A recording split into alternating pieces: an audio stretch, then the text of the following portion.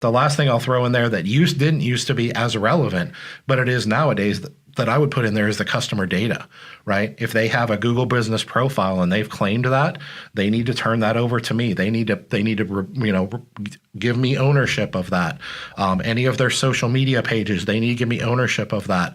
The day of closing, before we close, any email lists, text list, any type of customer data, understand what the float is, have negotiated the float. The float can be 6 figures sometimes in a card store.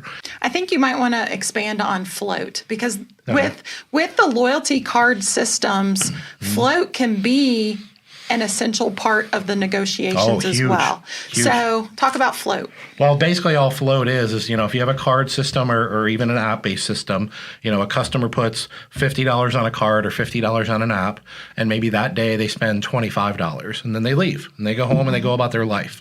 Well, you have $25 of float. It's the difference in what they put on the account that day and the difference in what you have already redeemed to them, right? In higher volume stores, it can be $200,000, $300,000 in some cases.